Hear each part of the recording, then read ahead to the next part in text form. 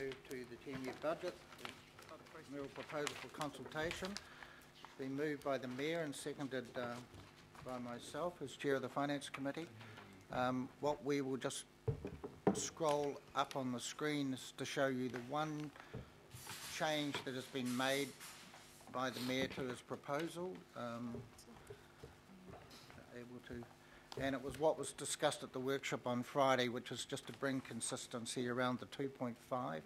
So F2 has been amended down to ensure that if that higher targeted rate and the water quality targeted rate were actually adopted, we would end up with a 2.5 rate increase instead of 3% rate increase. So it was just to bring consistency. There's a little bit of a oversight there that it went over the 2.5 mark. So the Mayor is happy with that, happy to make that change, and the Chair of the Environment and Committee is also happy with that change. So, and you'll notice the wording has also changed a little bit there, so that there's more emphasis where it actually mentions Kari dieback and targeted ecological protection. So it was again slightly nuanced to put a bit more emphasis on the Kari dieback issue. So Mayor Goff.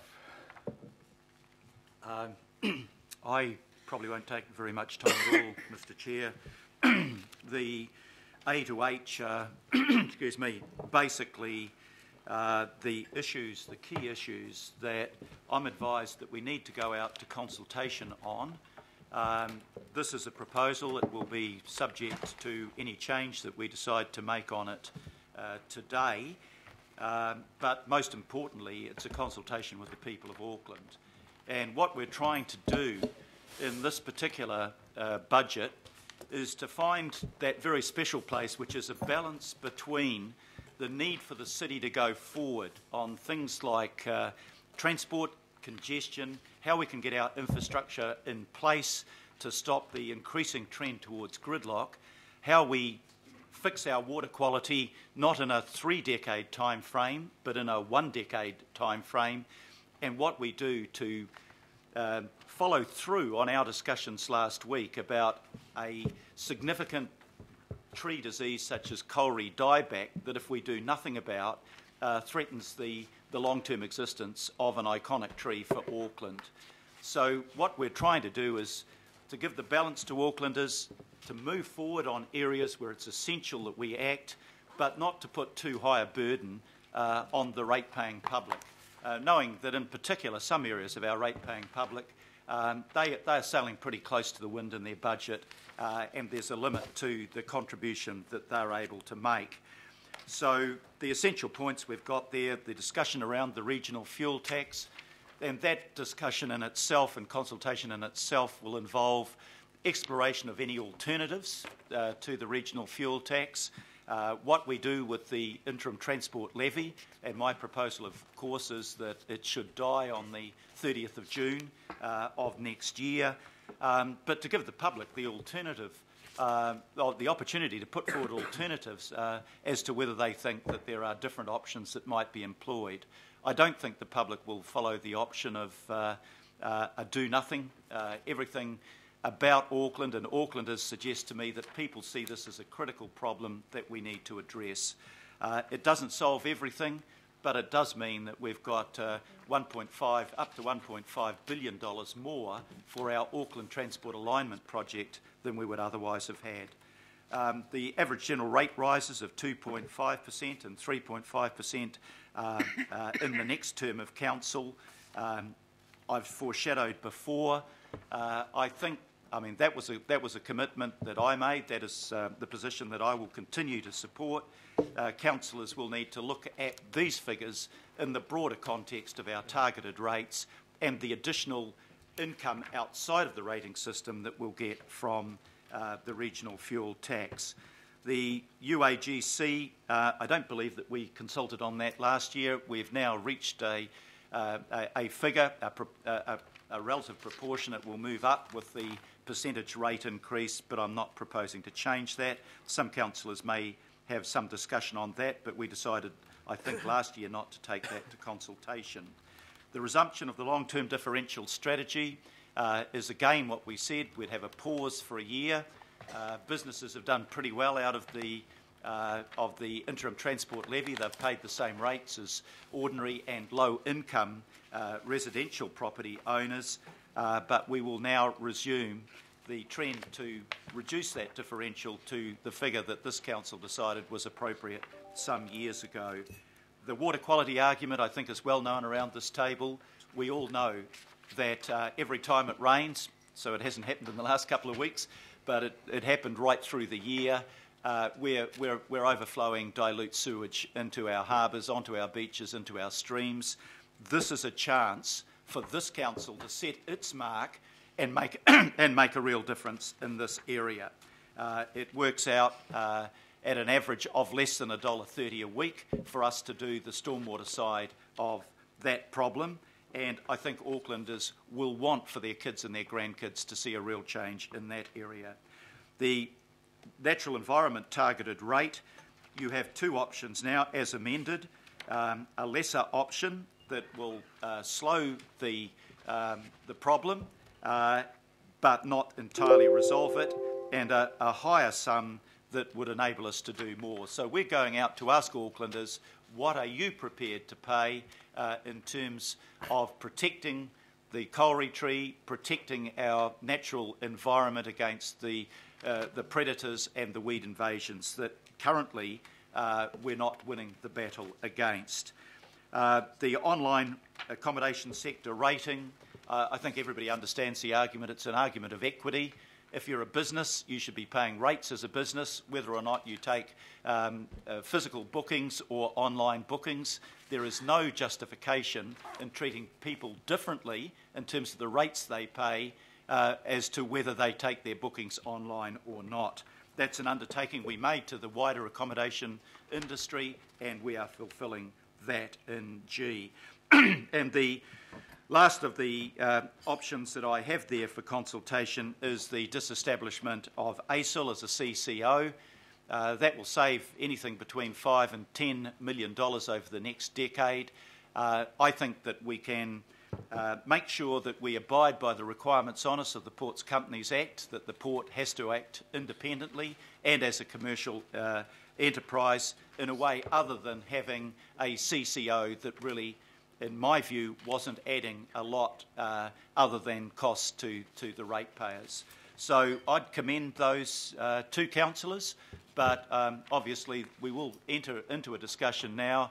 Different people will have different ideas, and I'll be listening carefully to what councillors say.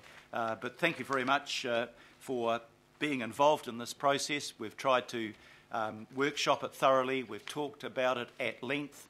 I don't think there's anything that's a surprise in this document, and I hope it's something that we can get a strong degree of support to take forward and to take it out to the public, and the public feedback will be what informs the changes that we might subsequently make. Thank you very much, Mr. Chairman. And you so move it?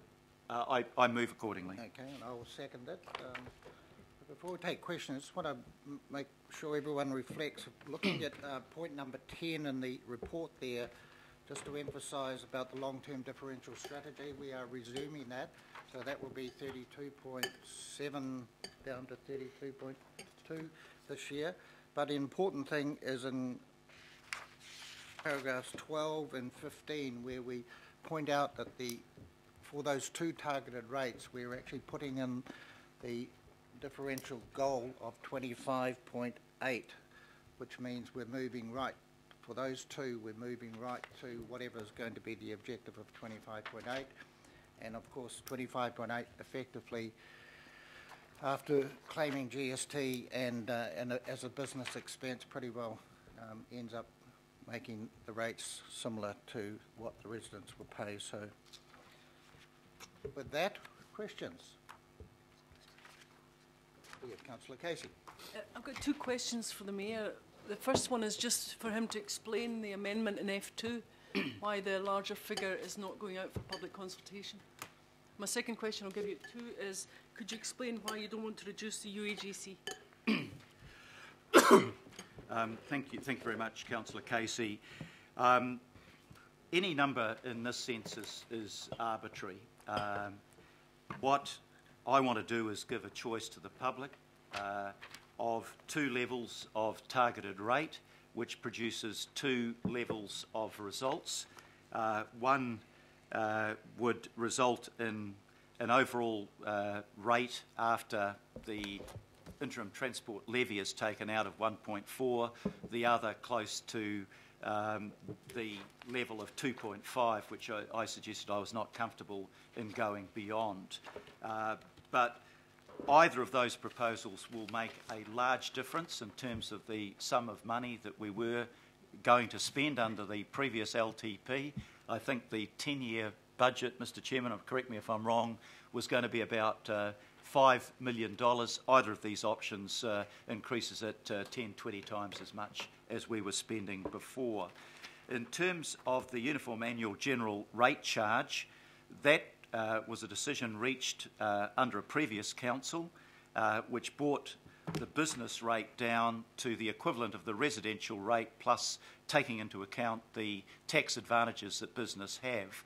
And I said last year that I was suspending it for a year. I indicated that it would be put back in place, and it will be put back into place. But the business community will obviously be making more of a contribution if you look at the way in which we make a judgment of the targeted rates based on capital value rather than a fixed rate.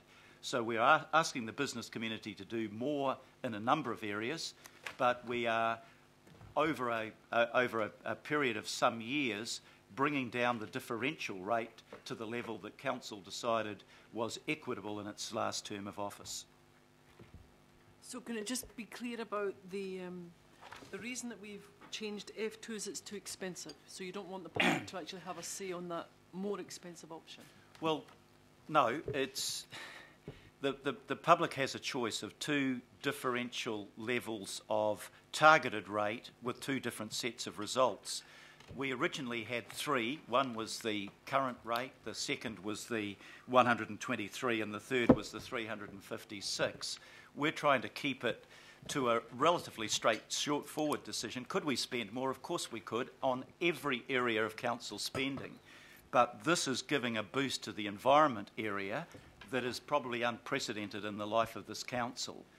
So I'm making no apologies for the lower level. The lower level will, as we discussed at the workshop last week, still enable council officers to substantially deal with the problems that we have in front of us.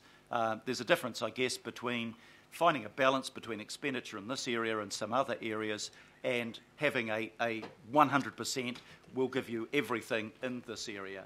I think actually you'll probably find that the public is more ready to entertain the 279 million rather than the 356. So if anything, it might give a real advantage to the higher sum rather than keeping it at the level that it was previously.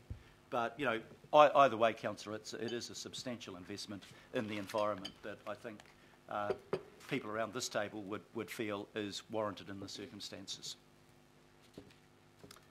Councillor Simpson.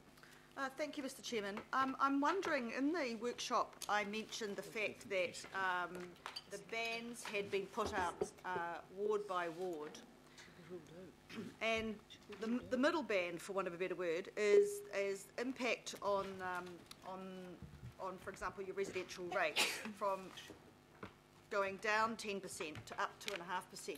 My question is, are we ever going to know, are those bands going to be equal to the bands further in the report that come out as 0? Because there's a big difference between an amount of people in one's ward whose rates go down 10% as a result of this than going up anything at all. Is that information going to be made available either as in supporting consultation material or today? So the consultation material will show the impact on different value ratepayers of the rates proposals. So you'll they'll be able know. to see that. But my point is, you put the bands. Which page? I'm sorry, I'm in the transition material, Yes. but it's actually it's in the report as well. But You go through ward by ward and say how many people in the ward, what percentage change of total rates in the different band areas. I remember I asked you this question, and I said that you've gone, you know, how many people in your ward, how many rates would go down, like between, how many people would get a rates decrease of between, say, 10% to 20%. But your middle band is how many people's rates would go down 10% or increase up to 2.5%. My point being, there's a big difference between anyone's rates going down and rates going up. So it would be quite handy to have that zero balance. So how many people's rates went down up to 10%, and then how many people's rates went up? We can certainly produce that, and that could be included in the supporting material that sits behind the consultation. I think that would be very useful, Mr. Chairman, because people want to know which way their rates are going to go up or down. Yep. Councillor Darby. Thank you. Can I just check a number here in the E on the water quality targeted rate? In the business case and all the analysis that we've been given, I've got a number at total 369,907, 369,907, yet we're seeing 400 to be raised there. So how did we get from the documentation of, say, 370 rounded to 400? That's a good point. On that, Ross, can you refer, have you got pages there, Chris, just page numbers? It's, look, maybe others, I asked for the spreadsheet of all the projects. Okay. And that's the business case that the report writing is relying upon, but for some reason it's jumped up to 400.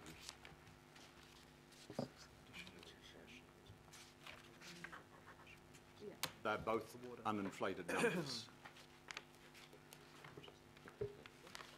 Maybe the 400 is an inflated number. But it can't be. You No, can't it put an seems inflated number in there. to round it up. Ross or Andrew, have we got? The 400 is uninflated or inflated?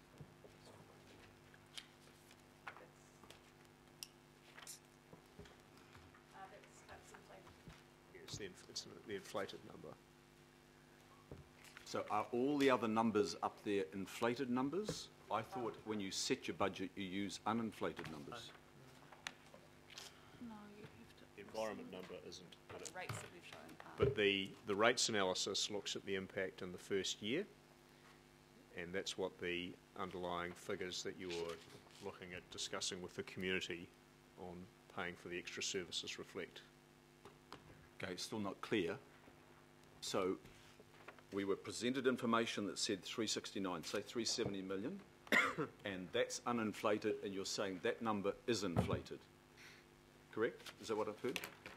So if that's the case, are all the other numbers inflated? And you were saying no.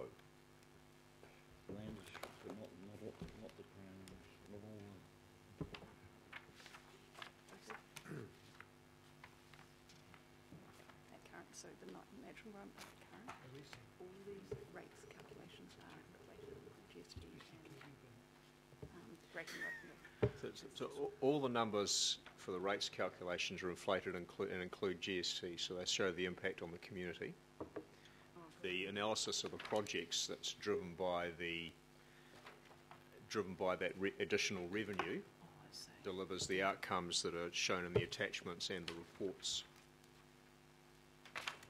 Okay, so if it is the inflated number, is that the inflated number over the total 10-year budget? Yeah. Yes.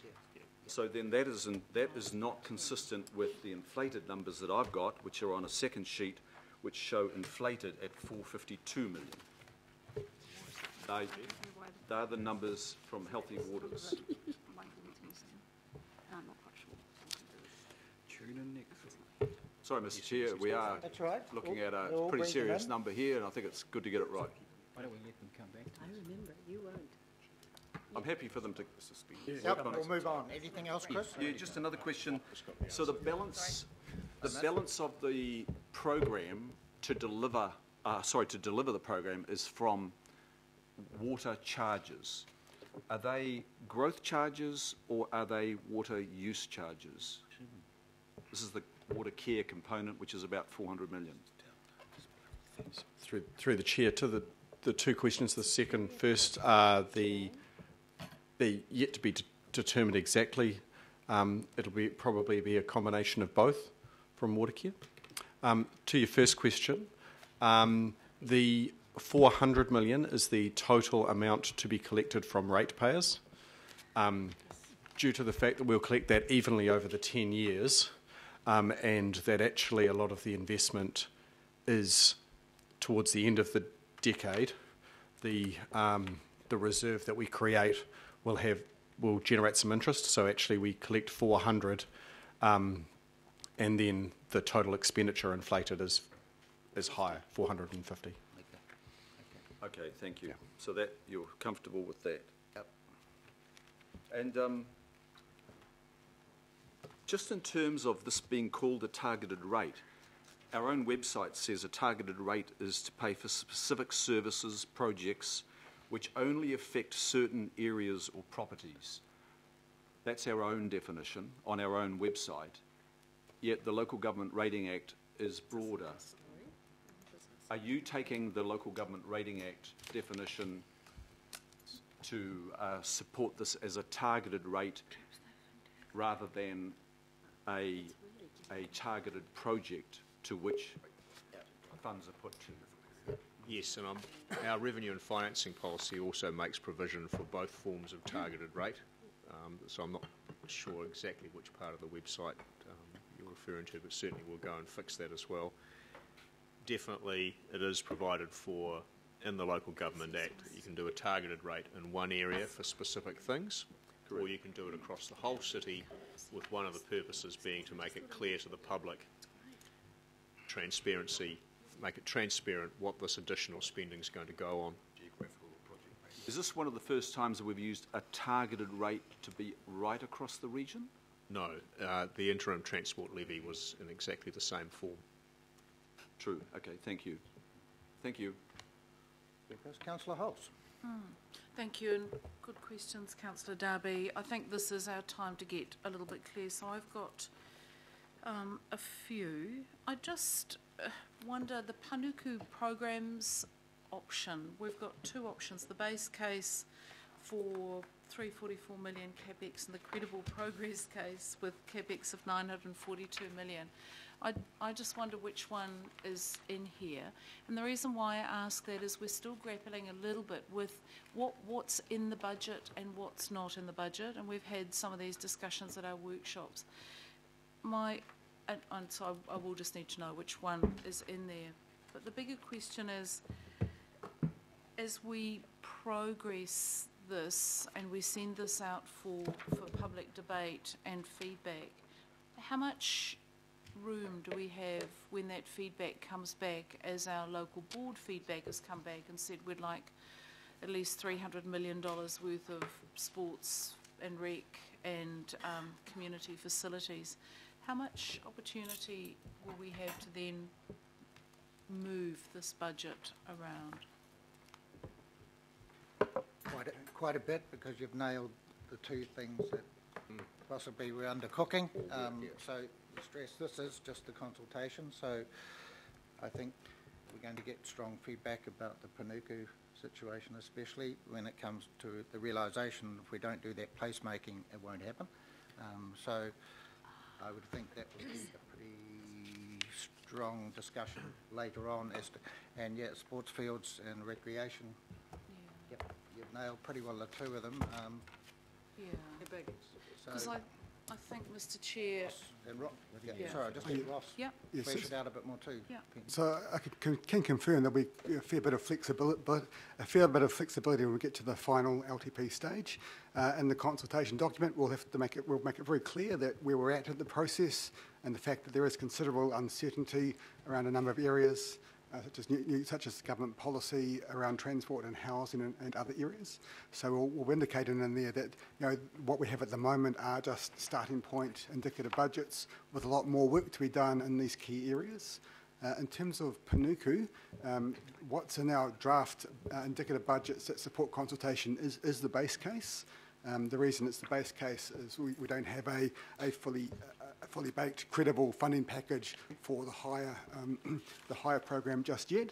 We will have in the consultation document some wording and narrative about working towards looking at a bigger program, and in there we'll talk about options for recycling assets and some disposal of non-strategic assets. So it'll be an indication of base program for now, but we're working on it and we'll make maybe potentially considerable changes for the final. That's reassuring. Thank you. Just get Matthew to add, Councillor Hoss.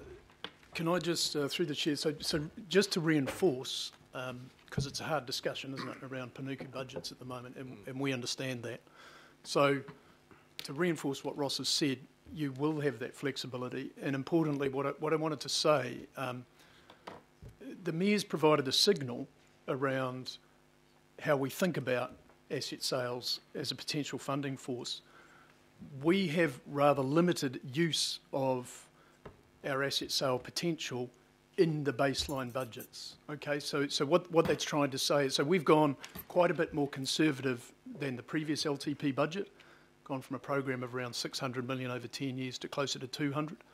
The point then being is that through the substantive detailed budget process that we run in stage 2, there are both important spending decisions to be addressed, as well we would suggest credible funding levers as well to support that expenditure.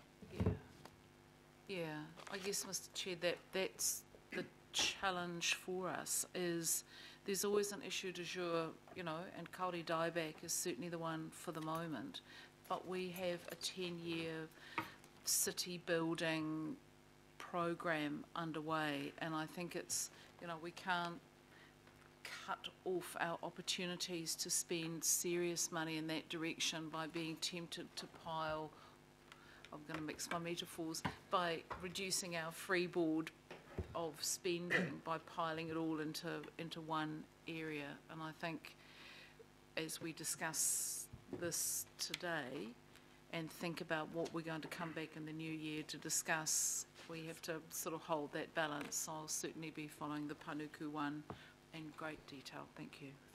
And naturally that relates to greenfields, brownfields issue, the whole thing. And Absolutely. we're watching that space for the government, but yeah, when it comes to the placemaking in the town centres, etc., there is relevance. We have Councillor Filipona and then Councillor Cashmore and Councillor Simpson again. Thank you, Chair. Chair, just want to, it's a process question, and at what stage would a recommendation be put up if when we go out for consultation of the rate rise having 3.5 as an option? So at what point would that be able to be put? After the questions. After the questions? If there's a resolution amendment along those lines, cool. and it's seconded and can be discussed and voted on. Okay, thank you. Today. Councillor Cashmore. Thanks, Mr. Chair. First question is to do with the accommodation targeted rate, the changes there. What consultation has been had with those particular providers, and what sort of funding will that extra, as the modelling showed that to generate, and will that add to the sum total that goes towards AT, or does it come off the other end? So the amount of rate we collect from the accommodation sector is set in the budgetary process. If we add more, and at this stage it's been around the same level as last year as a target.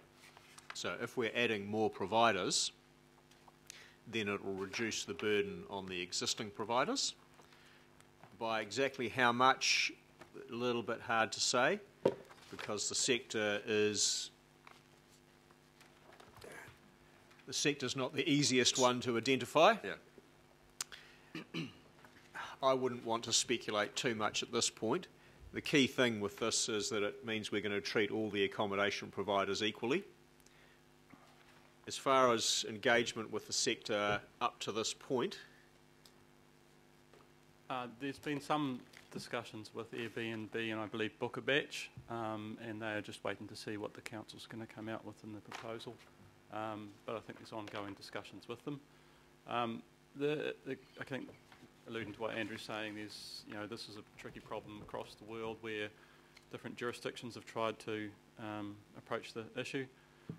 It's going to depend on how well we can identify them and work towards charging them. So we'll be coming back to you early next year in a workshop with some different options for approaches. But in the paper that outlines there's a continuum from a sort of a BAU through to legislative change, unitary plan changes. Those are all things that you might want to consider.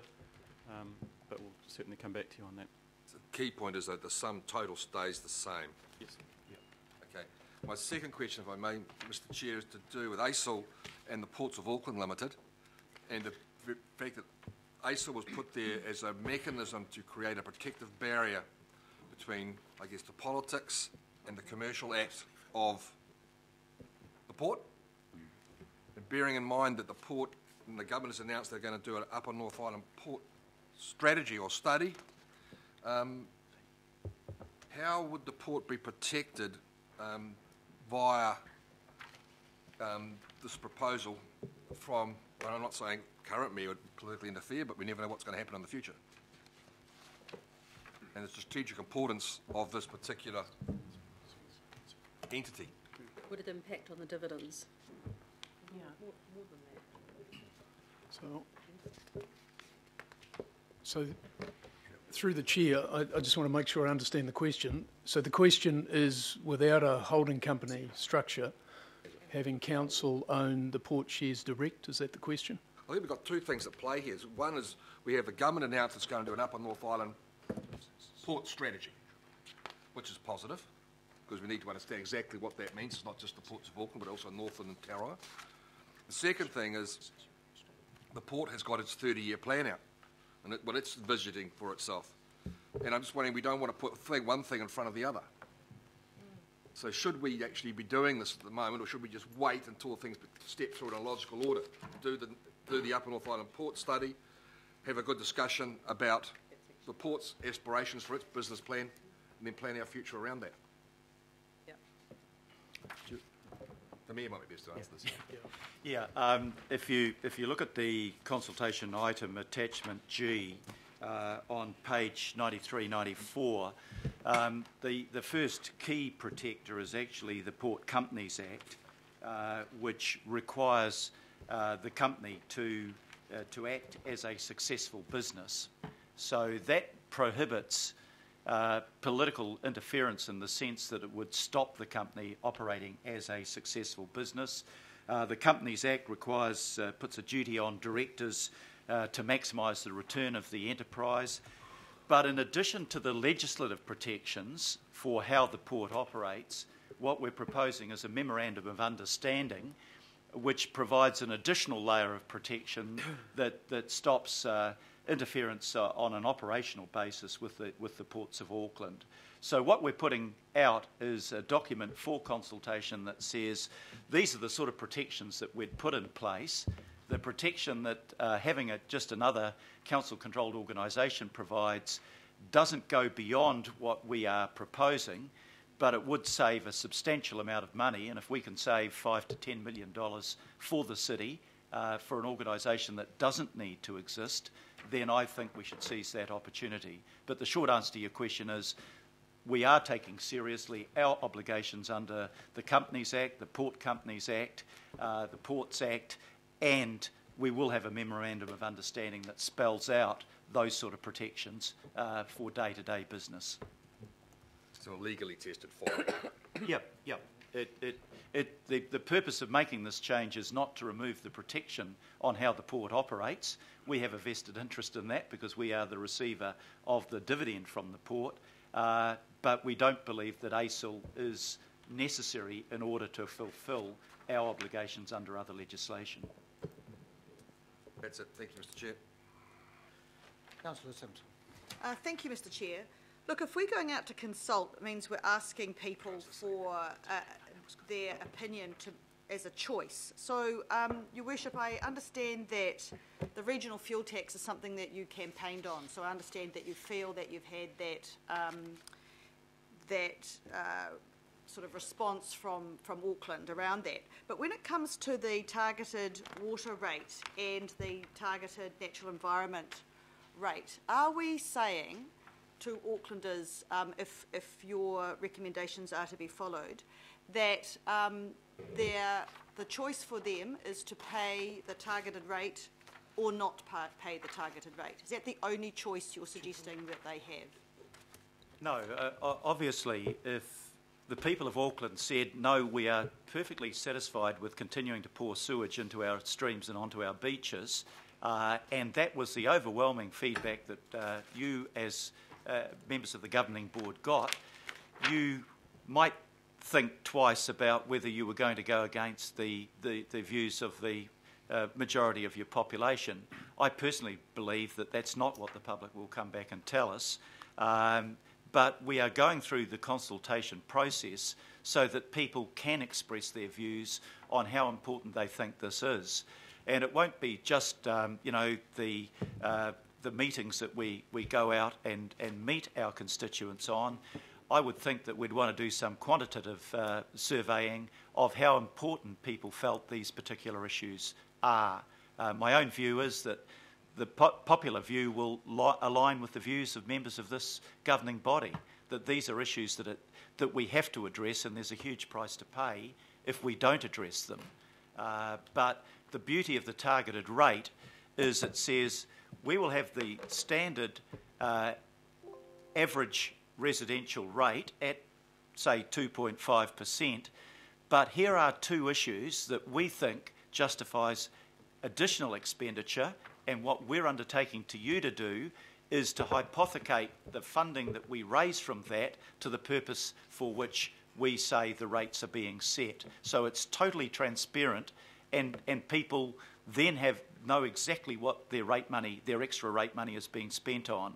If you and I were to go out to the public and say, we're going to put the general rates up by X%, and by the way, we'll probably do a bit more of this, there wouldn't be the same confidence that the additional rate money that they are paying was being utilised for the purposes for which it was being set.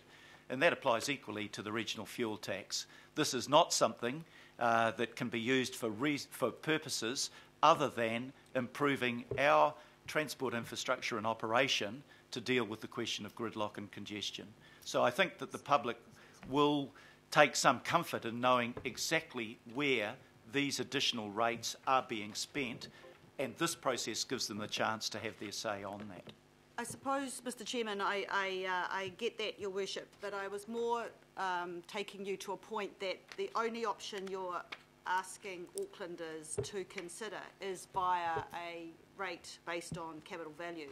You're not asking them whether this money could be found any other way, for example, as a set levy or any other option. So I'm just opening, my question to you is, why are we just offering a targeted rate as an option? Yeah, I understand that part of your question, Councillor, and I understand that you think a flat rate would be better. That's not a view that I share, but there's no reason why you can't put up an amendment and test the view of Council around that. I think you understand why I'm coming from where I am.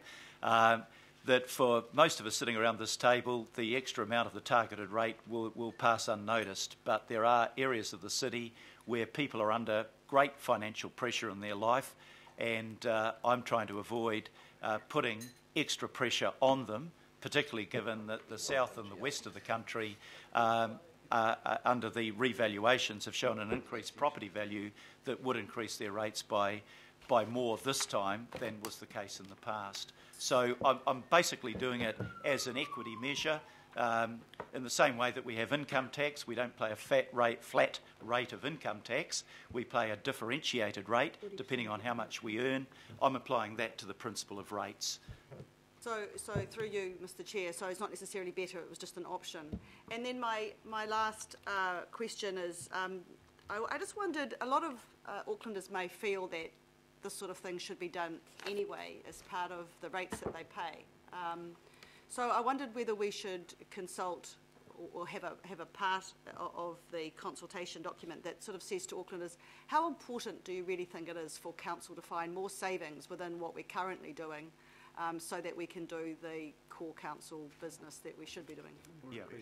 Well, what you've seen in the mayoral statement of intent and then the mayoral proposal is an absolute commitment to getting value for money, because we want to go out and we want to ask Aucklanders to give more for particular projects that we think are really important for the city, and they are, but they equally need confidence back from us that we are spending our money wisely and getting value for money out of it. And, you know, I'm really proud that we are the first council in New Zealand that has gone out in a comprehensive way and said, how can we do things and do them better, providing better value for money, while still maintaining the services that the city needs. So I think that there is a public understanding out there that we are doing just that, and from the first 4 value for money studies, that we are detecting significant savings that can be made. I think that will be welcomed by all of our ratepayers. I do too, but I just wondered whether, you know, if you wanted to rate how we thought, pardon the pun, if you wanted to rate how Aucklanders thought about council, I think a critical question could be, you know, how important do you think it is to find more savings within our organisation for what we currently do? Yeah, I'd be amazed if you didn't find 100% agreement that you should be getting the best value for money in your expenditure. I rest my case. Yeah. Councillor Cooper. Thank you, and thank you, Mr. Chairman. I just wanted to support Councillor Cashmore's questions around the disestablishment of ACIL. It does very much worry me bringing that in-house, and I'm not quite reassured around we'll have an MOU and we'll do these other sorts of things. I do think it could be thought through a lot more. I'm quite concerned about the impact on dividends to us. You know, when we've had interference before, we've had very low dividends. So we've got to be very careful. So I'm still tossing up whether I do support that or not, without further work being done on making sure there's a proper mechanism. Point of order, Mr. Chairman. I have no idea what that meant. We had prior to amalgamation and very low dividends. Could I ask well, for an explanation? Prior to amalgamation, the dividends went through the roof. But anyway, through the floor. But and it's increased since amalgamation and since we've had a CCO keeping it at arm's length. But and that's just a fact. You can look at the graphs yourself. So for me, that's my concern, and I would want to be absolutely reassured that there would be protections under the Ports Act to keep political interference way away from that company, to keep the value of it up. Now, my actual the reason I put my hand up, Mr. Chairman, following on from Councillor Hulse's comments around building a city, I think I'd really like to be reassured that you know, we are building a city and we are building communities, and we are very preoccupied, quite rightly, with transport infrastructure, but we're not talking a lot about community infrastructure. And I'm getting approached by a lot of community groups now saying, look, we'd like to build something, and we will do it, but we'd really like council support. So your question... And so the question is, I want to know, you know, where is the room for that in this budget? You know, for example, we've got an agreement with... We've got an agreement with Surf Lifesaving Northern at the moment that runs out next year. It's only a 4-year agreement, and I've talked to the staff about it. And those sorts of agreements are at risk of not being incorporated because it's, 1 more year to go. You know, that is essential community services and helping them rebuild their clubs. So those are the sorts of things I want to have reassurance on, Mr. Mayor, that we are going to be bringing in, and that some of this consultation doesn't preclude that being brought in. So we'll ask just Ross, can you just identify where, for example, Surf Lifesaving sits at the moment in the existing budget, existing LTP, and is that under threat, or is that just being carried forward with a little bit of an inflated added? So the existing surf life saving agreement was a 4-year funding agreement. It runs through until the end of the first year of the LTP. So that agreement stays there and won't change. The funding for the first year is all locked in, and there's 3 major projects that have been funded through that. As part of the agreement, there was a process of reviewing the agreement and looking to extend it, and that has to take place by the end of June next year. So that's kind of well aligned to the process for the final LTP. So over the next 3-6 months, we'll make sure there's a good process with Surf Life Saving to have a look at those the proposals, those requirements, and factor that into the final budget. There will be ample opportunity to consider those and make decisions on that, and not including it in consultation is no barrier to that conversation. It is within the context of there's financial pressure everywhere, but it can absolutely be part of the process over the next few months. Mr. Chairman, yeah, just to draw to the attention of Councillor Cooper, Parks and Community, we're taking the budget from 2.4 billion to 3.2 billion, set out on page 25 of it. So that's another $800 million that's going into that area, which is quite significant. Can I just on the ACIL stuff say that this isn't something that's been done in isolation from officials. We've looked closely at whether the purposes for which ACIL was put in place are still relevant, or whether we can achieve that purpose in a far more cost-effective way. And I think the conclusion that officials have come to is that can be done in a far more cost-effective way. It's not my intention to be in breach of the legislation that restricts our interference in the commercial operation of the port. We're bound by that legislation. If we were to breach that, they'd simply take us to court. That's your biggest guarantee. But the Memorandum of Understanding just provides a statement of intent from us agreed to with the port around this is how we're going to operate, and we're not going to be getting you to do things that are contrary to the commercial obligations that you have. Thank you. And I think Councillor Cooper's also alluding to the Panuku scenario, which Councillor Hulse was alluding to earlier, so that is something we need to be... Yeah. If I just make one very brief comment on that, I think officials have covered it off. But, you know, if we do make a decision as a council, for example, to sell non-strategic assets like the Graham Street building or the downtown car park, and if we do agree to lift the disposal of assets for which we no longer have a purpose, then that is money that is a strong potential source to do some of the both central city development and the urban centre development that we know we need in terms of regeneration of Auckland. Right, so just to come back, given you've had another comment, and I agree with you around non-essential sales of assets so that we can reinvest in other community assets, absolutely. And I know we've increased the budget for community facilities, but often that's our community facilities. And I just see some real advantages in partnerships with community organisations where they can access alternate funding alongside our funding. And I think that is one way to make our money go a lot further. Yeah, I absolutely agree. In the mix. I agree with that, and just a couple of things that we've been doing in recent days show our commitment to leveraging other money into the community to come into this area, including actually in this very proposal in terms of the environment levy, because I think that enables us to access a whole lot more matching funds from central government than we would otherwise be able to get. Thank you. Councillor Lee. Yeah, I was going to ask about the accommodation sector, but before I do, I just want to make a comment in regard to the ownership of the Ports of Auckland.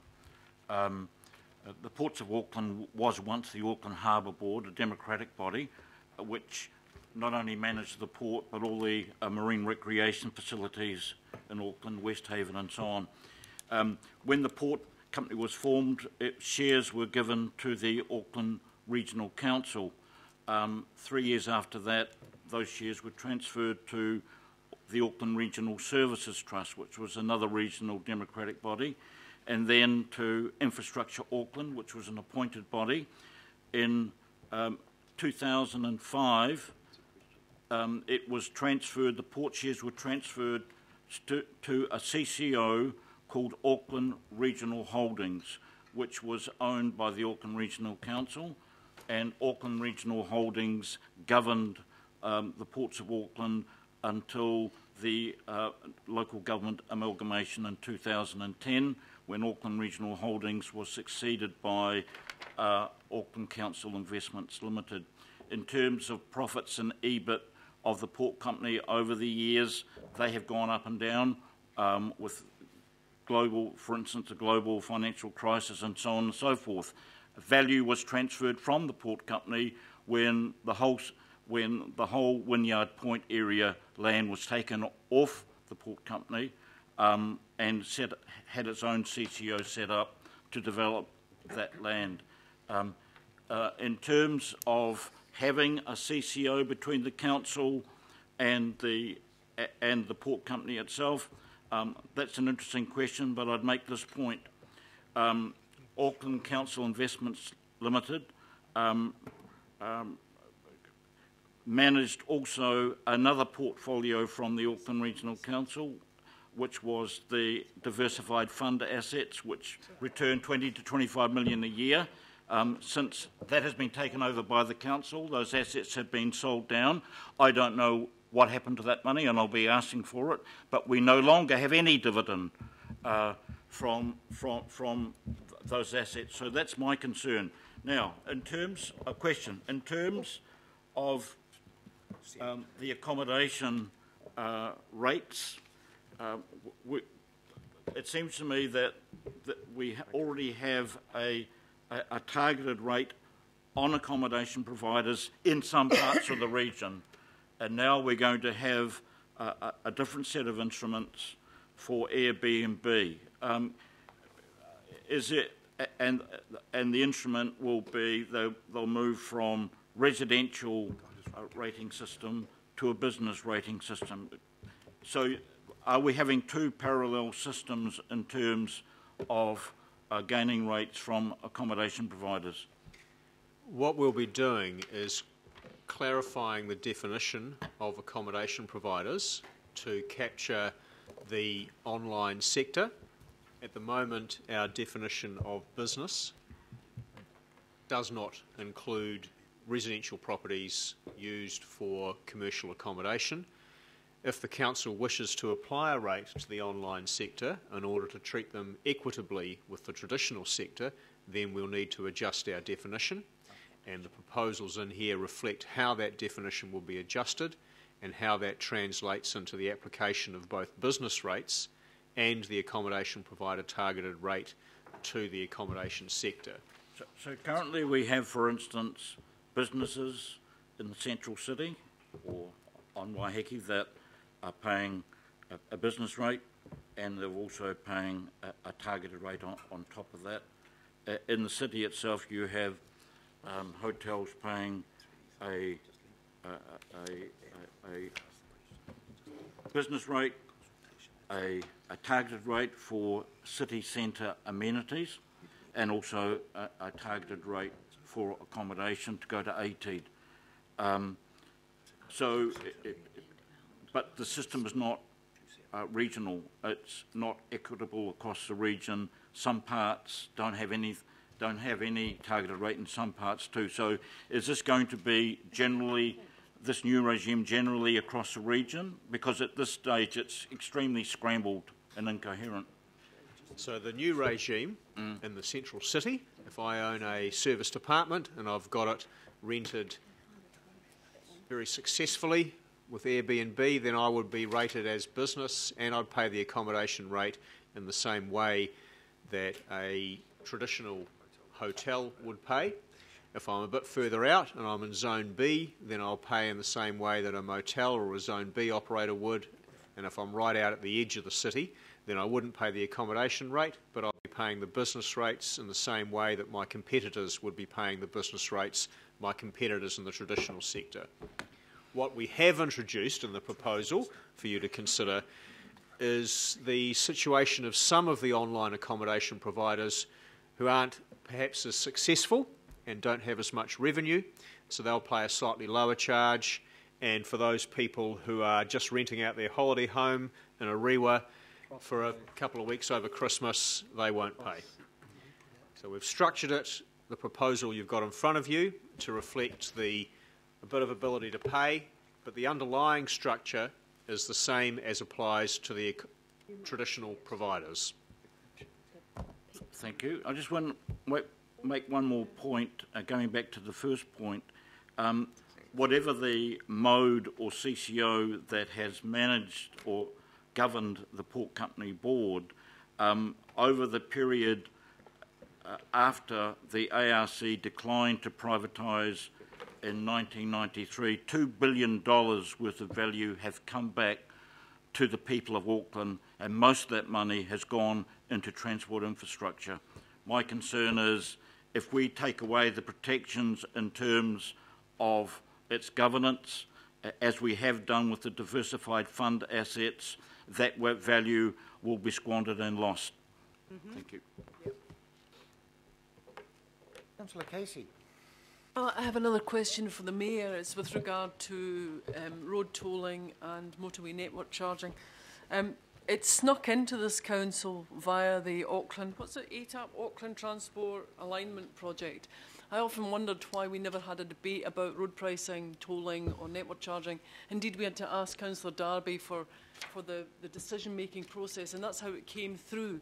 So given that the people of Auckland have never really been asked their view on motorway network charging or tolling, and given that in the mayoral proposal you say you would like to replace, ultimately, long-term, the petrol tax with... The fuel tax, not a petrol tax, it's yeah, diesel.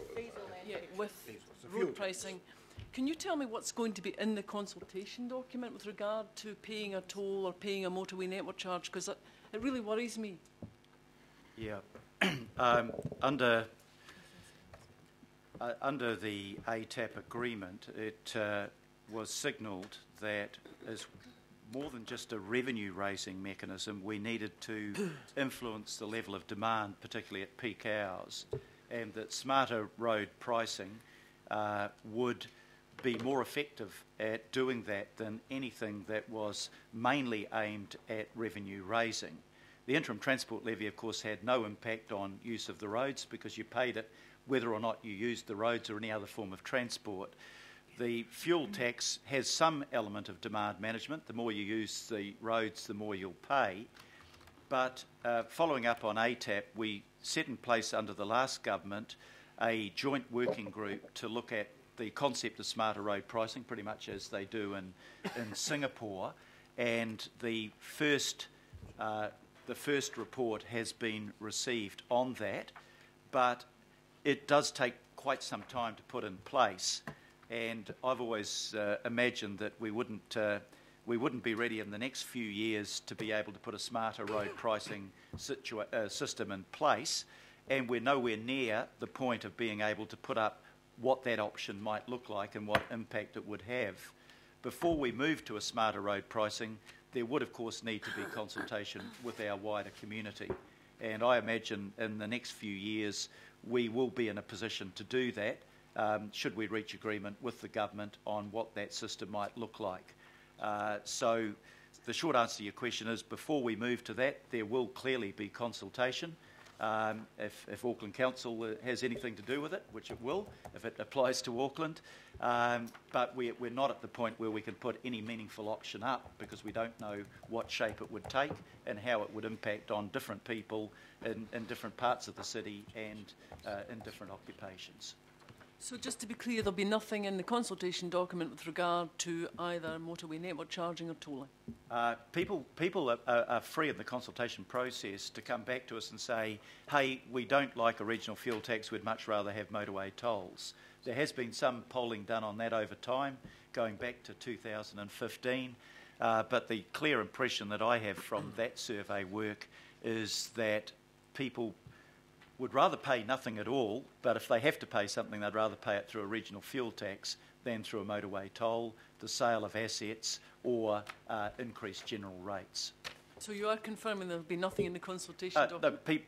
people will have the ability to comment Yep. on that and to raise options if they wish to. But there's nothing in the consultation document that will prompt that Well, I response? don't know what the consultation document looks like specifically yet, but I would imagine that we would set out there the range of different options that we have in order to raise funds or to impact on demand management. So, yeah, That's my I think worry. I think there Okay, will be. right. That's my worry. No, Councillor, through the chair, please. Ross. Through the chair, that's my worry. Yeah. Yes.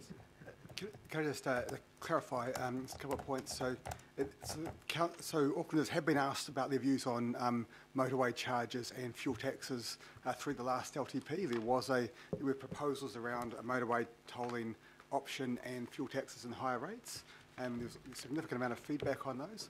What we didn't have at that point was we didn't have the government alongside us, so there's no way to implement that. So that's now then carried forward into these discussions with central government.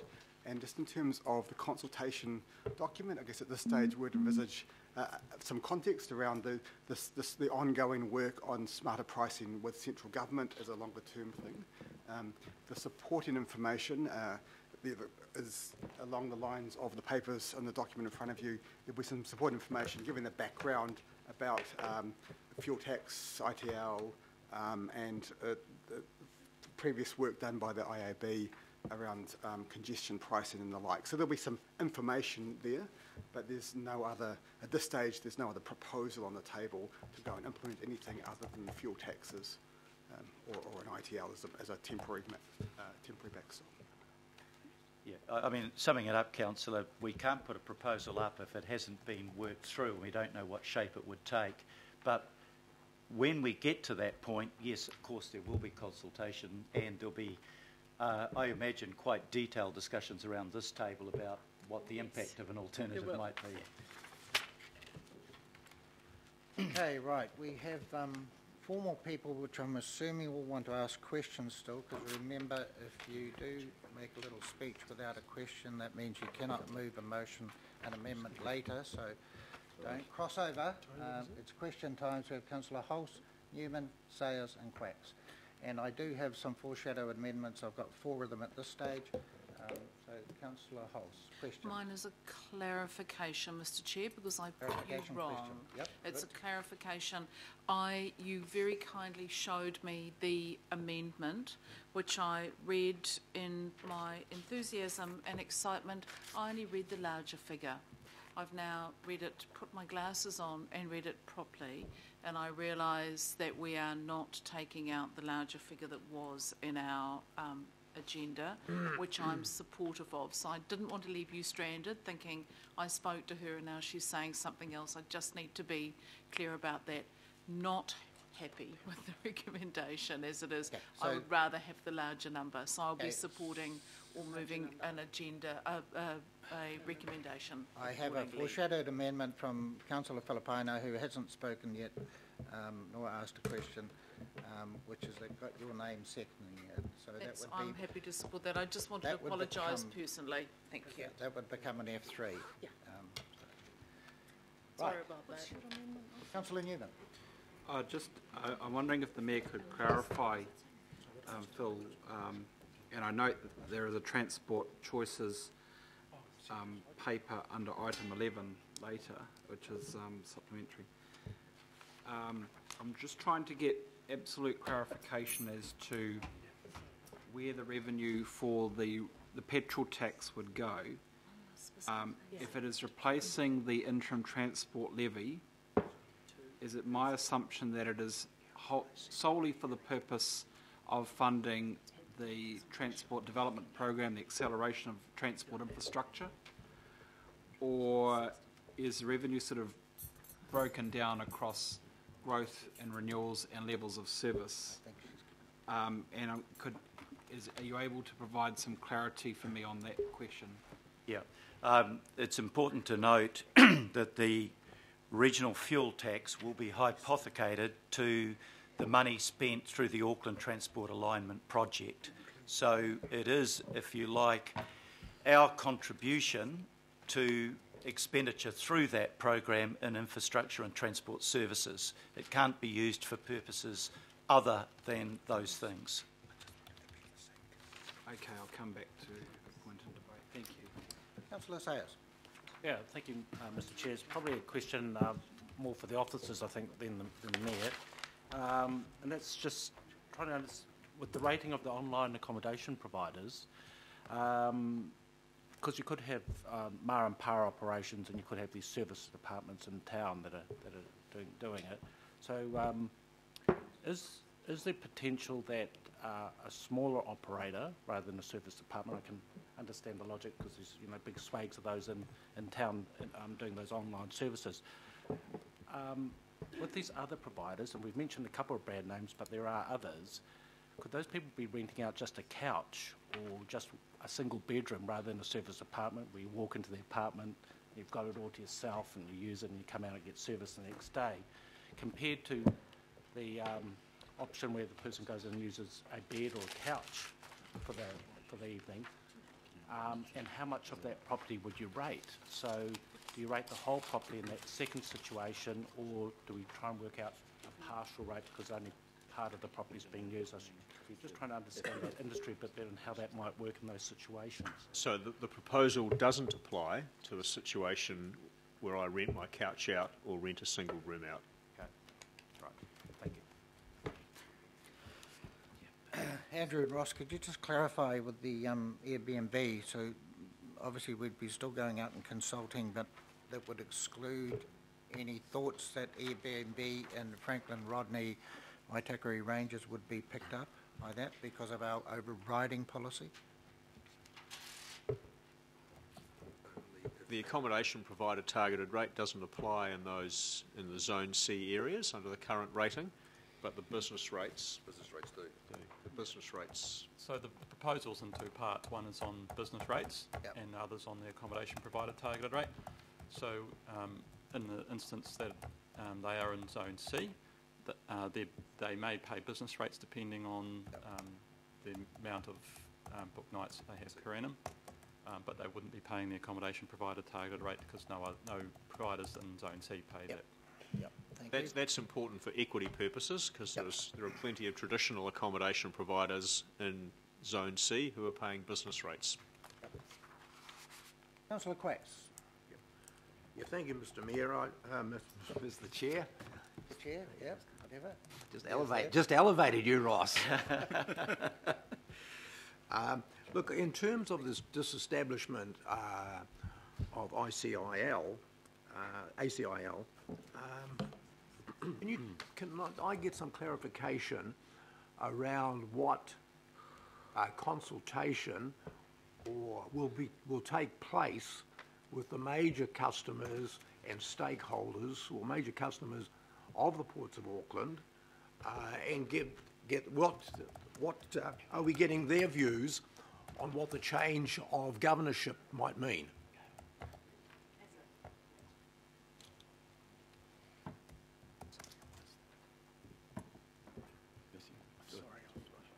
Am I going to get an answer to that question? Yeah.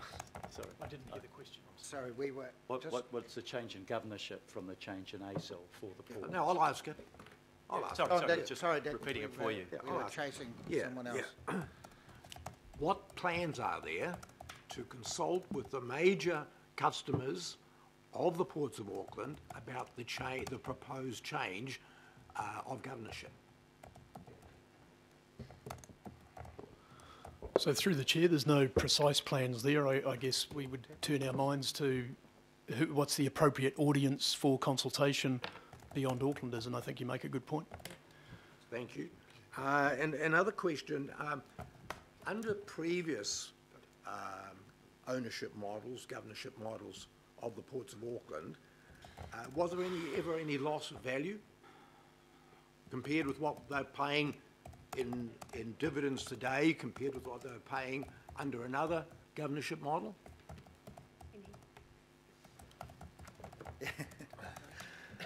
Councillor Craig. Yeah. No, I know what you mean. I think they're legitimate questions, Mr Chairman. So I might ask Alistair. Just being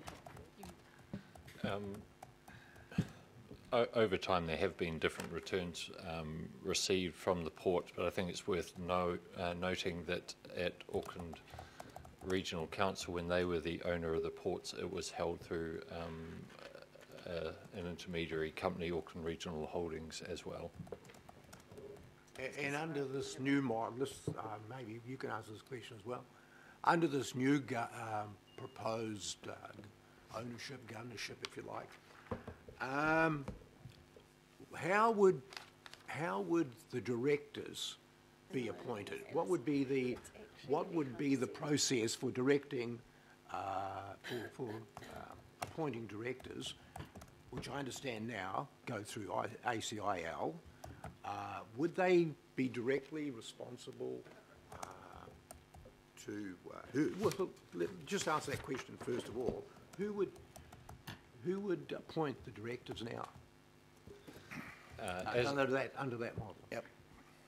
If council was the sole shareholder, direct shareholder, council will be responsible for director appointments. However, I think it's again probably worth noting that as sole shareholder, we could, if we so desired, or you so desired, amend the constitution to allow the Ports Board to perhaps appoint a number of directors itself, but ultimately that responsibility would sit with council.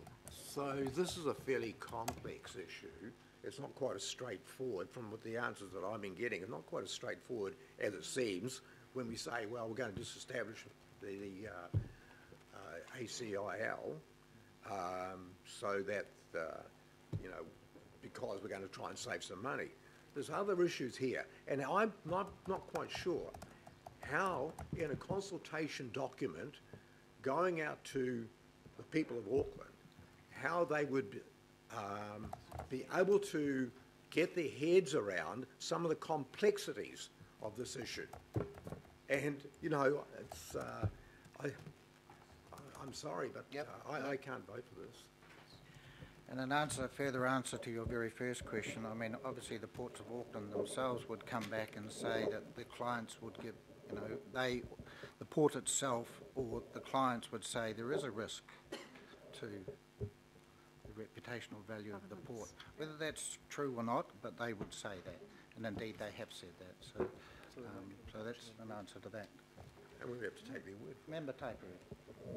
Kanui te me ki a koutou, I ngā member te kaunihera. Kia koe te koromatua, tēnā koe. So probably in danger of risking any other opportunities to speak today. I'm quite happy to support this.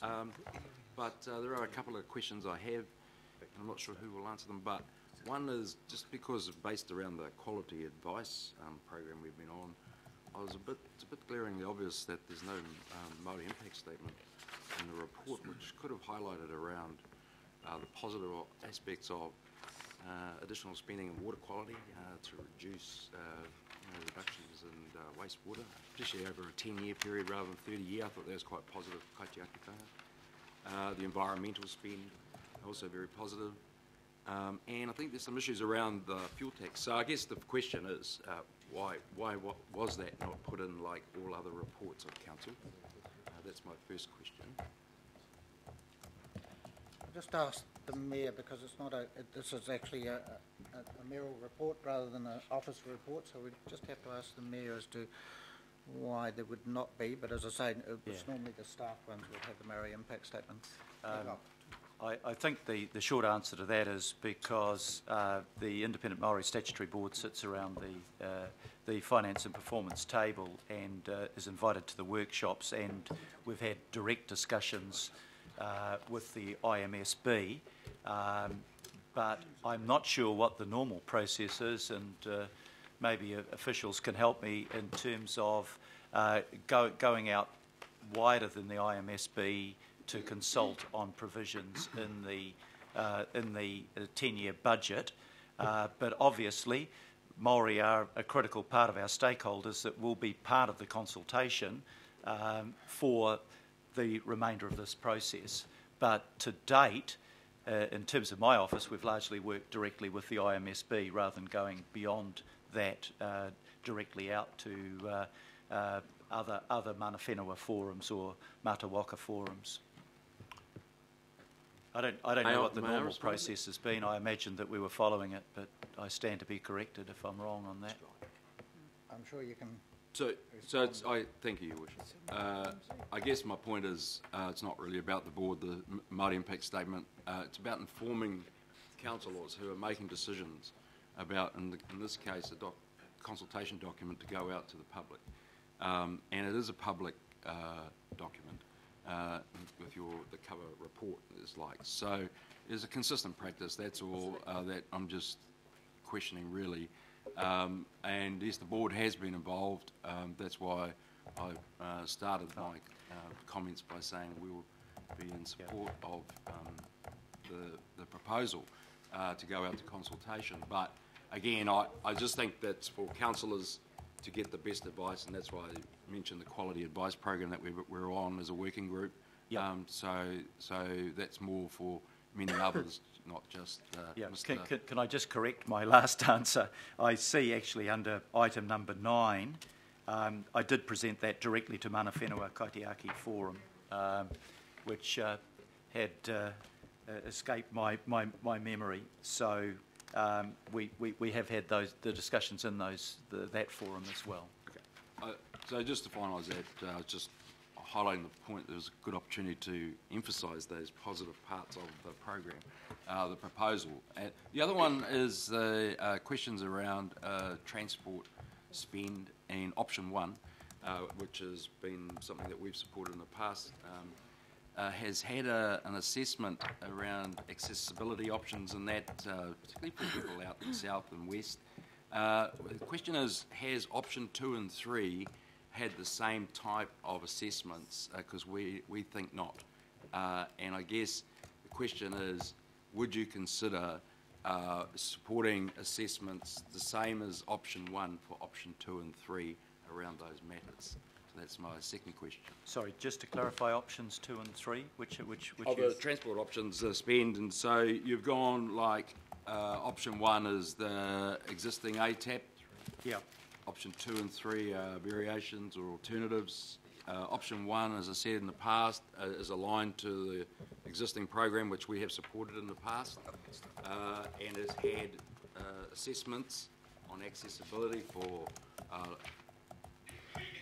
people in terms of those spending options. Option 2 and 3, in our view, hasn't had that, and we are hoping that part of the process to get to decision making around this, option 2 and 3 would also have a similar assessment on accessibility at local board level. So,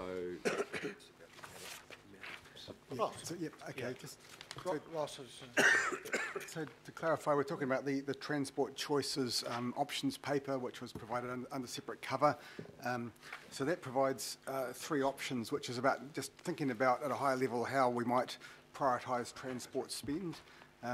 I just would say that is all very much early days. The way we'll prioritise transport spend will be through further discussions with central government through to March, April next year. So it is kind of a bit early to be thinking exactly how those priorities might work, and it's too early to develop a detailed transport program for the next 10 years. Option 1 just reflects current work that's been done with the ITP. That's Auckland Council's integrated transport plan. So it's basically developing a 10-year transport program based off existing ATAP work. We've now got central government signalling they want to have another look at ATAP, think about priorities. So people haven't had time to work through that. And government hasn't told us what those priorities are. So I guess this is just an early signal on the priorities may be different. They will turn into fully developed transport programs that will be worked through with local boards, have assessment for accessibility. I think there's the other options 2 and 3. What they're really doing is saying, well, what would happen to the transport program if you sort of shifted the priorities more towards public transport patronage, or if you shifted it more to let's make mass transit a priority. So none of that sort of takes away from all of the other basic things we do in developing a transport program. It's just that relative priorities. And it just provides sort of an early indication about how the program could possibly look to help thinking, help discussion, but very much early days in that whole space. So call me early. But information was provided amongst all the other information we've had along the workshops and the process to get to this point. We'll have to make a final decision for the LTP eventually. All I'm highlighting is a consistent approach in terms of assessment across the options. I didn't hear no to that. I didn't quite hear yes either, but I'm leaning towards yes rather than no, Your Worship. Yeah. Sorry about my initial question to you about which options, because transport funding gives us 3 options on rates, regional fuel tax and road pricing. And transport choices gives us 3 options about how we might negotiate ATAP. And what Ross has said in reply to that is absolutely accurate. We've got to go in, we've got to have that discussion. There's 2 parties to the discussion, the government and ourselves. And on transport choices, we are in a fluid state at the moment where we don't know quite what the government is going to put on the table, but the question of accessibility and the impact of those options, particularly for lower income people, is obviously one of the factors that we'll be looking at. Some of it, obviously, one of those choices, if you've got light rail through Mangere and you extend it through Otara Papatoetoe, that would have quite a positive impact. But there's nothing that's going to have a silver bullet solution to the differential impact on individuals. That's one of the problems we've got to face. And probably what we'll be looking at for government to do is look at the income side rather than just the expenditure side. So those families that are finding it tough, we're expecting help by way of extra minimum wage, which they've foreshadowed, help with raising kids to get kids out of poverty. So it's not just the transport sector we're looking at in terms of equity, but the wider government picture. Yeah, I understand that. The issues are around this ATAP stuff, and that's why I've raised it. And again, because a quick look at it from ourselves is concerning that 2 and 3 are going to be more supportive for high-end users. And so we're actually just looking for something that's at a local board level understanding, again, because the impacts will be different. And which leads me to my third one and last one. Again, as I said, I'm supportive of recommendations that the Mayor's proposed in the fuel tax one. But again, what our analysis has been done on those socio-economic groups at local board level, and so when we get to the stage to get to the LTP, I'll be seeking a report around that as well. Because again, we believe there will be different effects on different votes. So those really my questions are, would you support that? And all those other statements I made, Mr. Chairman. That's got to be part of the discussion, and as you would have heard earlier around the table, one reason why we've gone for capital value rather than flat rates is an acknowledgement that people on low incomes are in a less capable position of being able to contribute what some of the rest of us in the community can contribute. So I'm looking for a more equitable solution rather than, what the interim transport levy. I understand why it was put in place in the way that it was, and it served a particular purpose in getting work done that wouldn't have been done otherwise, but it's pretty hard to argue that that was fair to everybody if a low-income earner, a pensioner, or somebody on the minimum wage was effectively paying the same as somebody on a high income or a corporate. So we are trying to structure this budget around people's ability to pay and to be as fair as we can across the board. Okay, and just lastly, we look forward to making a decision soon so we can get it out to the people, Mr. Chairman. Thank you. That's it. Consultation. Thank you, Chair Taipei. Councillor Stewart. Thank you.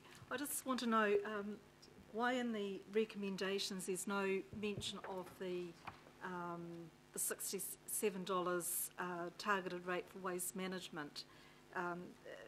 Just see here there's some options a bit later on. There's options. Option 1 is to consult the Aucklanders on the phase introduction of targeted rate for food waste service under the long-term plan, or option 2 is to consult just Papakura residents for the introduction of the targeted rate.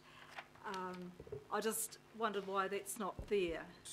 Simple answer to that, Councillor Stewart. It's been pointed out to me. So under item 11, the next item, other matters for consideration. So it's actually sitting in other matters for It's actually Item 11. the first item. It's not, no, it's All right, I'll bring it up then. Under the next paper, sorry, under the next, item in your Agenda agenda. item. So item number 11, you'll see it's on page, let me get this, 99. Okay. $67 would be a targeted rate for the waste. Any other questions, Councillor Stewart? No, No, thank all you. good. Okay, right, Councillor Lee. Yeah, it's back to the accommodation issue. In the law of unintended consequences, would it be fair to say that residential apartments generally have a higher valuation compared to commercial service apartments? Serviced apartments that are, so if you get a serviced apartment in the Quest, it is a full serviced apartment, so it'll have a similar valuation to something exactly similar that I might own and rent out on Airbnb. No, Certainly, just currently now, like one might be residential, one might be a commercial service, but they're the same. They're exactly the same. They'll have the same valuation.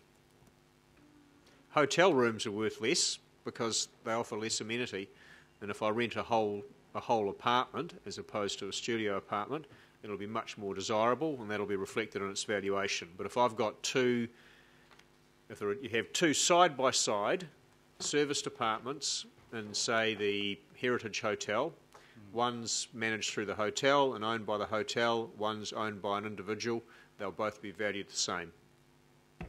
Okay, now if somebody is moved from a residential rate to a business rate, and they then applied to have a valuation reassessment, is there a risk that that valuation could come in lower than what it would have been now that it has an impediment or an extra burden of a business rate rather than a residential rate? Is that possible? No, because they'll be rated based on their highest and best use. Okay. And the valuers would look at similar apartments nearby and making that assessment. So they wouldn't strike a different value for two similar properties that are right next to each other. So, just to confirm what you said before, an Airbnb in the central city will be changed to will pay a business rate rather than a residential rate if they're paying one now, and then they'll have, on top of that, they'll have the targeted accommodation rate? Yes, at a level reflecting how often they are selling that room, but yes. And similarly on Waiheke Island? Yes. But say if I'm up at Rodney or Muriwai or Piha, that's a different, they won't be paying that still. So that inequity will be locked in for the next 10 years. They'll be treated the same as traditional accommodation providers under our current rating policy, yes. Can you see there are issues in terms of equity and fairness around that? The equity and fairness is a matter for the council to determine when striking the rating policy, informed by the advice we tender. Okay, thank you. I won't say anything more. So if there's an inequity, it's because Zone C is out and A and B are in. So, right, we have the last question, possibly from Councillor Wayne Walker, but then we have foreshadowed amendments from Councillor Fletcher, Councillor Simpson and Councillor Filipino. So we would take Councillor Fletcher's first, if that was the case. So, Wayne, sorry, Councillor Walker. Wayne Walker. Sure. Got a question around whether there's any funding that's proposed in any envelope for additional regional parks. That's one question. So there's no specific funding for acquisition of new regional parks. So the draft budgets effectively represent current existing LTP budgets, other than where additional funding has been provided for renewals and other pressures, but there's nothing specifically in there for acquisition of new regional parks. Really? So am I to understand then that for the next 10 years there'll be no more regional parks? That's pretty blunt. Is that the case? I guess I guess at this stage they're just indicative draft budgets. Those are decisions that you'll make as you get into the final budgets and how you allocate that money that's available in the community parks and community area. It also depends on decisions that you make around what level of investment in that area compared to other areas as you get into the final. So at this stage we don't have a full draft program of exactly how and where money will be spent. It's essentially we've worked off current budgets with some provision for additional requirement where that's coming out of the Okay, so is that a long way for saying no? I'm just trying to get a handle on a binary answer, yes or no. So to the question of is there money in draft indicative budgets now, the answer is no. To the answer of could there be more money put in for the final LTP, well, the answer is yes, it's up to you, and you have to make those decisions within the context of the 10-year budget. Okay, a related question. Is it possible for some of the targeted rate money, and I'm looking at the 279 million there, to include funding for regional parks? You would have to make an amendment to that end. Targeted ecological protection, it could be argued that regional parks in some areas offer some of the best ecological protection in the region, Mr. Chair. I'm just trying to get a handle on how wide that amount of money or how wide that term goes and whether or not there's some justification for making it a little broader. Well, Gail, just going to talk about the aspect of that budget which does relate to regional parks, which not necessarily the purchase of, but work in the regional parks. Gail. Through the Chair, we do have an item in the natural investment proposal for all of the options being considered, which is additional work on the high ecological value areas in our regional parks and our community parks. So there will be more work done in those areas. Have we seen the natural investment proposal? Yes, that's the proposal in front of you at the moment, the options. Okay. I have another question, Mr. Chair, and that goes to non-strategic asset sales. I note that in the non-strategic asset sales, there are a number of holiday parks under consideration. In a circumstance where those holiday parks are located on reserves and the reserves network is a strategic asset, would it not be desirable to have some further information around the nature of the holiday park, the nature of the reserve, because I think that Aucklanders would be horrified at the prospect of the sale of holiday parks on reserves. Yeah, so the options paper on non-strategic assets lists sort of the full, quite a wide range of potential assets that could be sold. A lot of that comes from the Cameron Partners and EY reports, sort of a big long list of potential assets. A number of properties have a range of different issues, such as reserve status or leases. So as we were to get closer and firm up a proposal around that space, we have to work through all of those issues. I guess helpful for us to get more direction around which particular assets you want us to have look at in terms of firmer proposals, and we can work that up. But yeah, there are a lot of things to be worked through like that. So I understand the answer that I'm getting, Mr. Chair. The concern that I've got is that our presentation is incredibly simplistic. The golf clubs, the holiday parks are on reserves. We've had little, if any, information around what the alternative reserve use could be made of golf courses or holiday parks or the like.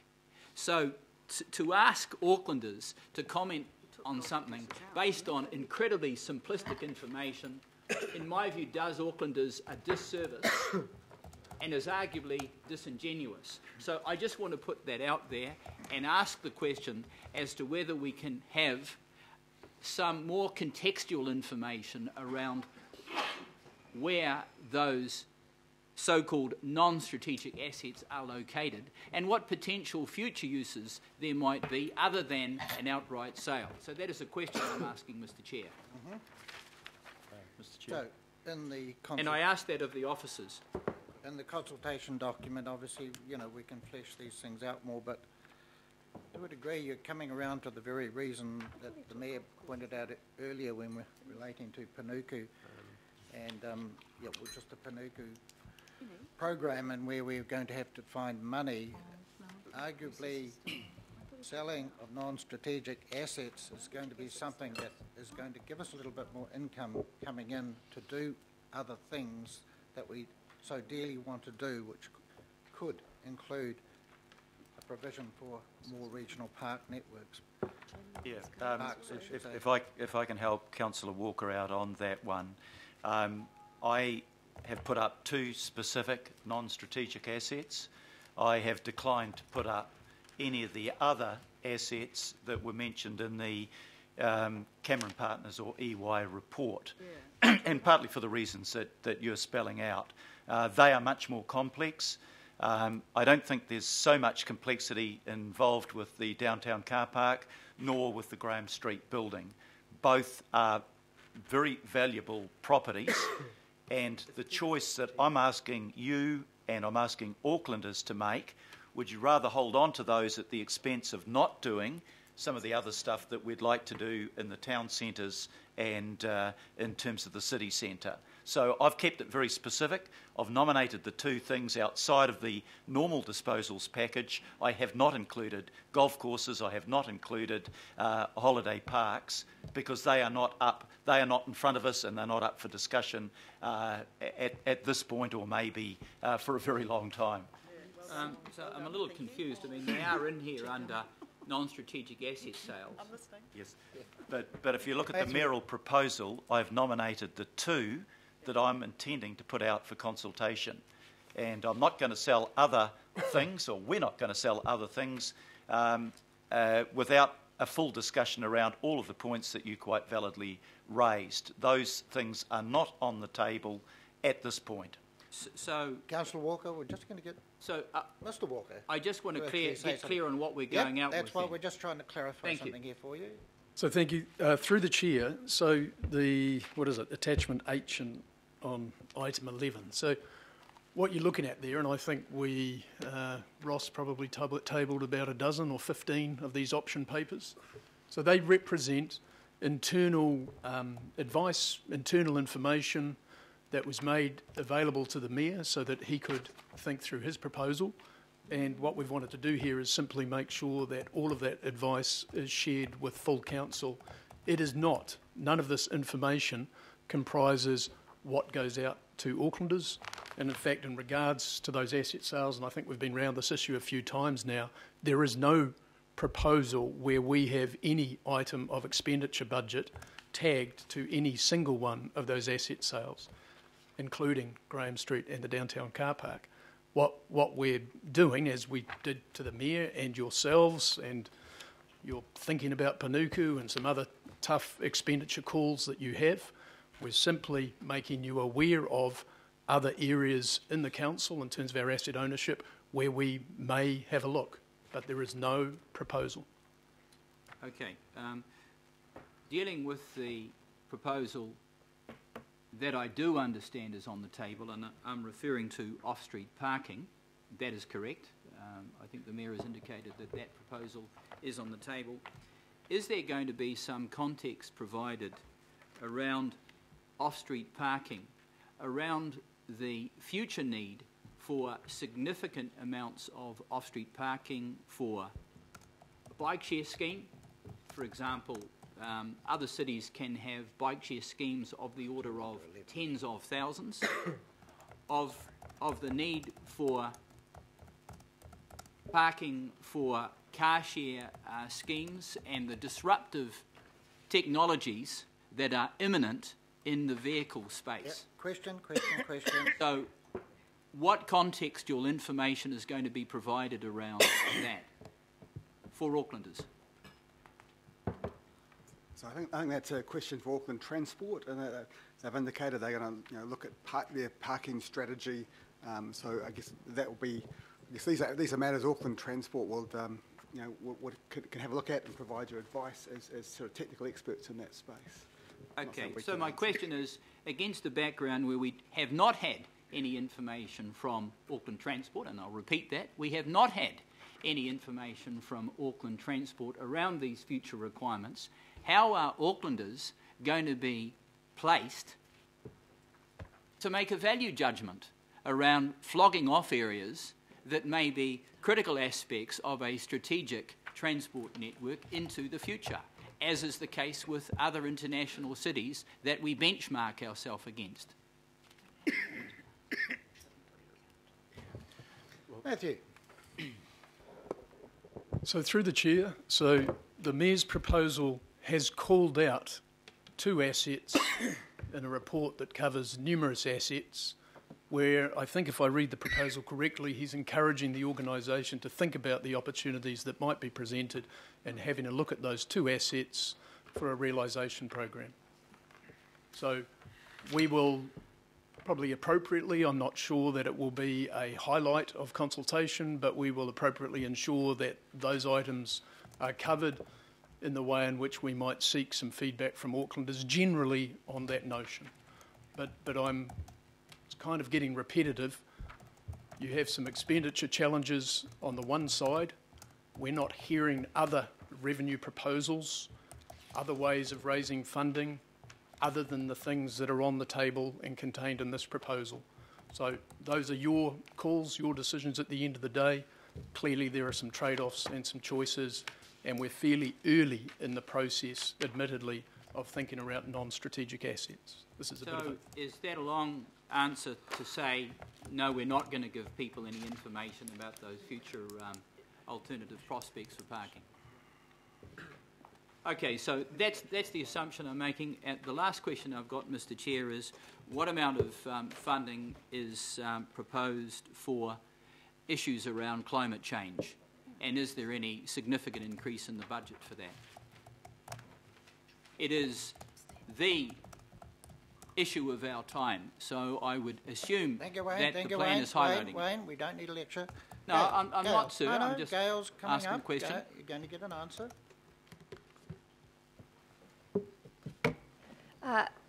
Thank you, and through the Chair, I'll just answer at a very high level because there are other parts of the organisation that are responsible for our response to climate change, as you know. But I think with respect to climate change, we talked about it extensively when we were scoping out the natural environmental bid. One of the opportunities in front of this council is to build carbon mitigation into every single infrastructure and housing development decision that is made. So we can make a huge difference to our carbon emissions and our climate change response without additional spend. It's a matter of building those mitigations into the infrastructure and development spend, so it doesn't necessarily need to cost a big chunk more. The other part of what we're doing for carbon mitigation is the work that is in my area, which is called Live Lightly, which is encouraging householders to mitigate their carbon emissions, and we have sufficient funding for that work.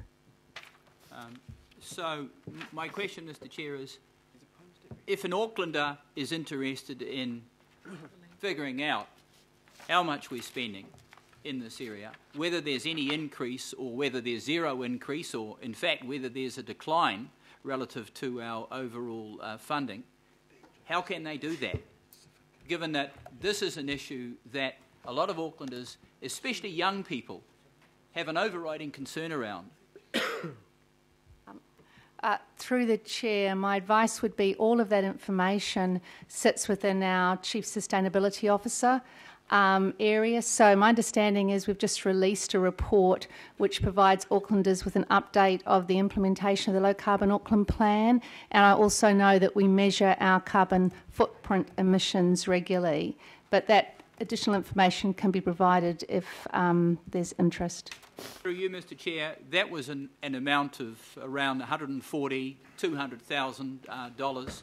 I just really want to get a handle on whether that's it. It would be useful to have some contextual information around this in what we go out with, so that Aucklanders can make an appropriate submission. Thank you, Mr. Chair. Noted, noted. Now, we have one last question from Councillor Hills, and then we will take a break, because Councillor Lee will do Councillor Hills and Councillor Lee again with questions, then we will have a break, and then come back with the first amendment. The First Amendment. Thank you, Chair. Just a question on E, and it just helps make it a bit clearer. We've got additional projects mentioned in the natural environment targeted rate, but we talk about the water quality targeted rate, the $400 million fund, as if it's the only water quality improvement program we're doing. It's actually additional. Like, there's a large number of projects across the city that are already being done.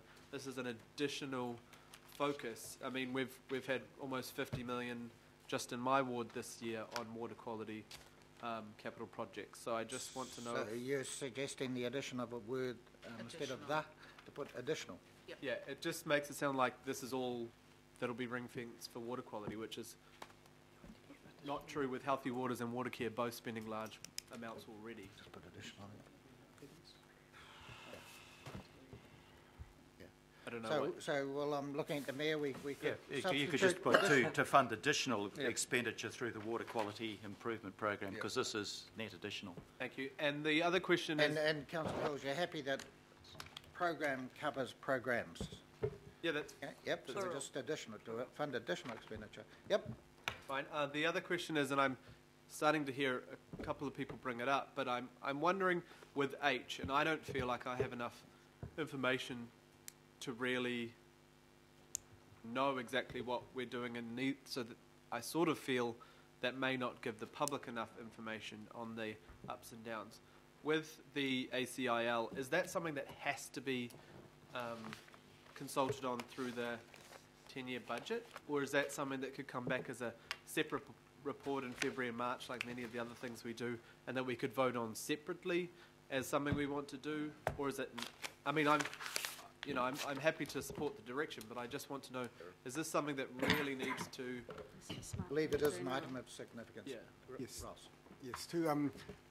To establish or disestablish a CCO, there's a requirement to consult on that through the statutory process. Through the 10-year budget? Through the 10-year budgets. Okay. My understanding.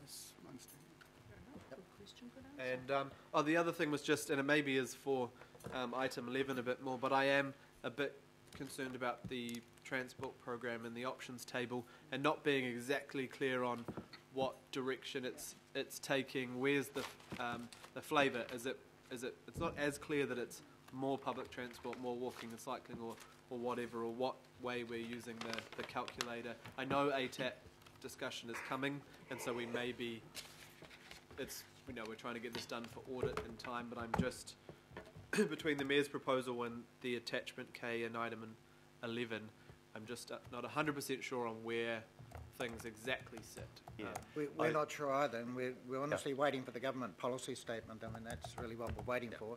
Mr. Chair, I think you can assume that since both the council side and the government side are keen on emphasising public transport and active modes, that will play a greater role, but we've still got to balance out those other things such as renewals, etc., and the provision of roading infrastructure into new greenfield developments. So it will be a balancing act, but we'll have a clearer picture before the consultation process finishes, because by the end of March we should have the government's position, and we should have negotiated with them what the new ATAP program will look like. Great, so the message will be pretty clear to the public in the early year.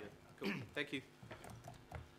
Okay, we have Councillor Lee, and I just remind all of those who... Question relates to... Yep, go ahead, Councillor Lee. Question relates to the Graham Street building and car park, which I don't believe is strategic, but nonetheless it's very, very important. The Graham Street complex is a key piece of infrastructure in perhaps Auckland's biggest private industry, and that is construction and property development.